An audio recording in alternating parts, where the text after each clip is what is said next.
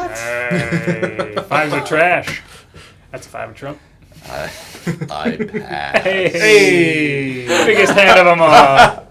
Hello and welcome to Board Game Barrister, our local game shop in Milwaukee, Wisconsin. I'm Andy and I'm here with Gordon, Glenn, and Anthony, and today we are talking Blaze, a really cool card game based on the legend of the Firebird where we're trying to not be the person with cards left in our hand. Let's get into it. Welcome to Blaze, a game where we're going to try to build a really strong hand and then use that really strong hand to be the first one to run out of cards. Let's get started with the cards. So we've got some feather cards, some betting cards, and some playing cards. The entire game is going to be played in 2 rounds, rounds A and B, and the feather cards are the points that players score for going out of the round and running their hands to 0 cards. The playing cards we're going to shuffle up and deal 5 cards to each player, and then we're going to roughly split that deck into 2 halves, one for round A and one off to the side for round B. And then each player is going to choose a color for their 3 betting cards and take those in front of themselves face down, and we're ready to go. Now, I said the game is played in 2 rounds, which is true, but each of those rounds is also split up into 2 phases. In the first phase, we're going to play challenges of cards against other players to try to improve our hands for later. And in the second phase, we're going to play challenges of cards against other players to try to empty our hands first. So let's talk phase 1. To get us started, we're going to flip the top card on our player card deck, and then we're going to slot it sideways underneath that deck. This card shows what suit in this round is our trump suit, meaning it beats the other suits automatically. And then we get into the challenges. So our first player is going to turn to the player on their left, and they're going to issue a challenge. To do that, they're going to play 1 or more cards of a matching value onto the table. So for instance, I could just plain play this 3 onto the table, and that would be my challenge. Or I could play a pair of 7s, no matter whether or not they match in suit. Now, a challenge is really interesting. It's kind of a living thing. The target player can be rejecting these cards by playing stronger cards than them. And a card is stronger if it is in the same suit as the card and has a higher value. So for instance, this yellow 8 would beat this yellow 7. Now, the yellows are our current trump suit, if you remember, so the only way for me to beat this yellow 7 was to have a higher trump card. But like I said, trump beats the non-trump suits, so this yellow 4 would actually beat this blue 7 as well. So at the moment, all of the cards in the challenge have been rejected. But the interesting thing about a challenge is that it can continue to grow. The active player can keep adding cards from their hand if they want, and interestingly, those cards can now be the value of anything that's been played into this challenge, both challenge cards and rejection cards. So if we had a red 8, we could then play that into the challenge. And to make things even more chaotic, the player to the target player's left is called the supporting player, and even they're allowed to partake in the challenge as an additional challenger, so they can be adding cards to the challenge in the exact same way as the active player. So our supporter could add a yellow 4. And there are 2 outcomes to any challenge. One of them is that the target player was able to reject all of the cards in the challenge and no more cards were added by the active player or the supporting player.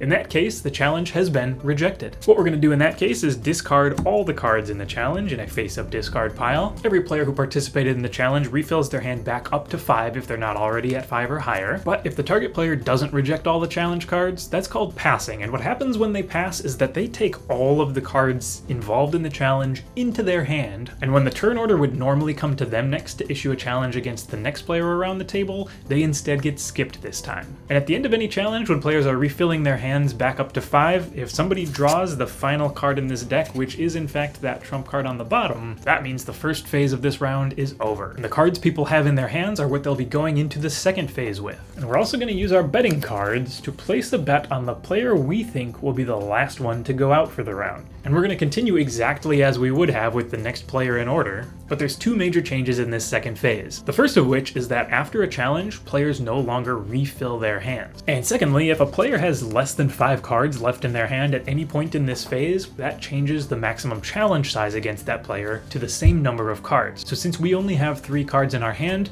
nobody can challenge us with more than 3 cards at a time. As soon as somebody's able to empty their hand and play their last card onto the table, they get to take the top card in the feather deck, which is worth 3 points. The next player to empty their hand gets 2, and so on and so forth until the feather cards are gone. At this point, there will always be 1 player left at the table who didn't get a feather card, which means we're ready to resolve our bets. To do that, everybody who put a betting card in front of that last player to go out is going to collect that card back as a score for themselves because they correctly guessed who would be the last to go out. And then everybody who did get a feather card this round is going to take any betting cards that were placed in front of them because people were betting against you, but you proved them wrong. You get to keep those points for yourself. And then we're going to move into round 2, which is exactly the same as round 1, except that we're going to use the other half of that deck that we'd set aside, as well as our B round feather deck. And at the end of round 2, we're going to score up all of our feather cards, all of our betting cards, then we've got our winner. Alright, so we just sat down and played our first game of Blaze. We played with 4 players today, and after doing that, we're very glad we chose to play with 4 players. It feels perfect. Part of the reason is because this game has a real, simultaneous feel to the play. There's 3 people interacting in every challenge, always. You've got your active player, you've got your defending player, and then you've got your supporting player on the other side of the defending player. So it's this really interesting 3 of the 4 of us were interacting with every single challenge in the entire game, and being that one player sitting out that challenge meant there was time for you to kind of plan your next challenge, hope that it came back around to you in the right way, and when you had to pass, it meant that you knew you were missing out on an important opportunity to challenge and support the next challenge around. So it was this really cool divide. We think with 3 players, it would also be really cool because that means it is a purely simultaneous play game where you're interacting in every single challenge in the entire game. We're a little shaky on 5 players, though. We're not sure if that extra downtime and having 2 challenges to sit out every time around the table would just deplete from one of the best parts about the game, which is the fact that you get to participate so constantly.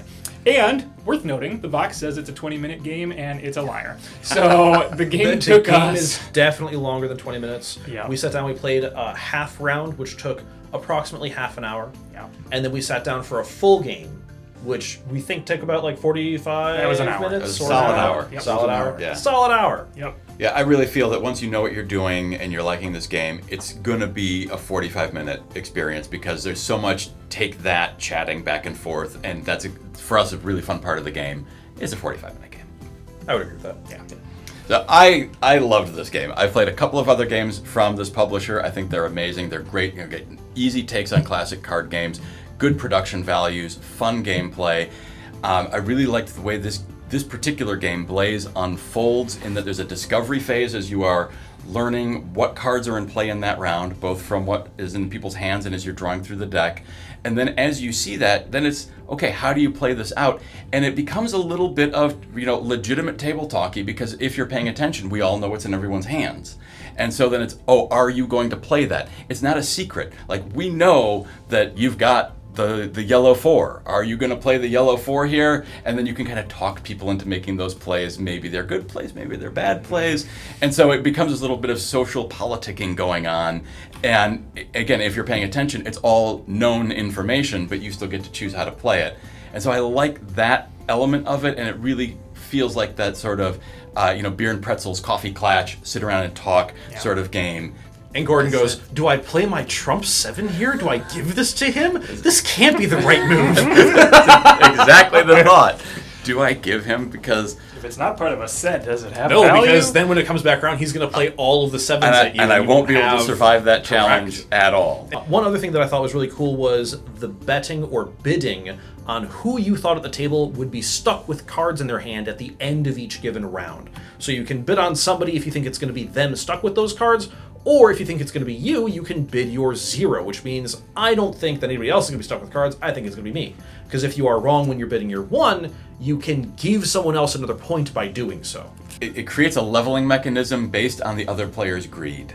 And I thought that was really cool. It's I want to get that extra point, but it ended up giving, in this case, Anthony a whole bunch of points, enough to win the game, because we all thought the same way. But and I thought that was a really elegant bit of game design. I liked that a lot. Well, and it leaves you open for a ton of milestones, like going right into the second phase of each round with a hand ready to go that you could just drop on the table and be out first and score all the points for it, which we didn't see anybody do. Our second phases were kind of drawn out, and we're a bit of a war of attrition. Close once or twice. Yeah, twice though. And you can pull off going into the second round with 0 cards in your hand and just immediately be the first player out, which sounds like the day you see that is the day I'm going to remember this for the rest of my life. Was that time I pre-went out in Blaze. So there's some really cool stuff that's going to be really hard to pull off, but I want to keep trying until somebody at the table does it. Would you say in that case you would have gone out in a blaze of glory? Yeah, I would. Excellent. All right, I think that does it for Blaze. Thank you so much for joining us. We had a really cool time with this tiny little card game, and we hope you had fun watching. As always, hit that like button, leave a comment if you got one, subscribe if you want to see us do a new video every single week, which we do, and check out our online store where you will find Blaze. You'll find a bunch of other cool Heidelbar games from the same series and the rest of our store. Check it out. Thanks for this time, and we will see you next week.